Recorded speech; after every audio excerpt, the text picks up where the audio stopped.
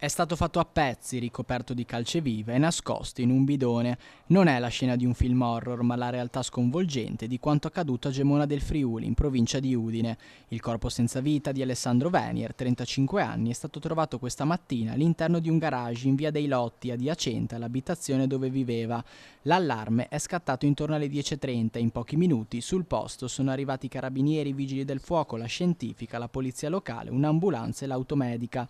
Via dei Lotti è stata chiusa per ore mentre gli investigatori cominciavano a esaminare una scena del crimine tra le più agghiaccianti degli ultimi anni nella zona. Secondo una prima ricostruzione il cadavere era stato smembrato, chiuso in un bidone comparso di calceviva, un tentativo verosimilmente di accelerare la decomposizione e nascondere l'odore.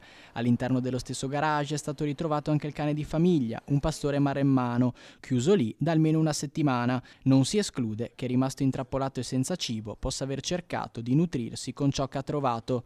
L'omicidio infatti potrebbe risalire ad almeno 7 giorni fa. Alessandro viveva con la madre, Lorena Venier, 61 anni, che dalle nostre immagini vediamo venire verso di noi, e con la compagna, una donna colombiana di circa 30 anni, madre del loro bambino di appena 6 mesi. Dalle prime informazioni le due donne avrebbero ammesso l'omicidio. Gli inquirenti ora stanno verificando effettivamente i racconti raccolti durante gli interrogatori. Si indaga infatti su un possibile contesto di tensioni familiari, un quadro complicato che gli inquirenti stanno cercando di ricostruire con attenzione. Secondo quanto emerso, la compagna inoltre era seguita dai servizi psichiatrici del CSM subito dopo il parto.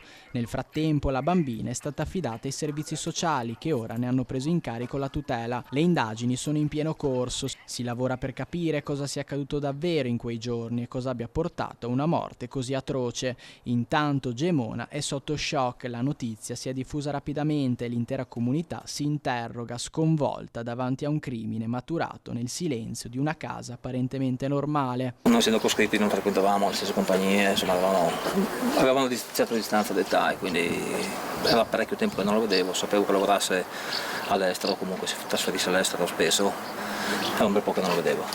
Si tratta di un dramma molto, molto grave e adesso insomma tutta la comunità si stringe attorno alla figlia perché è quella che ha bisogno di ricostruirsi una vita e una famiglia.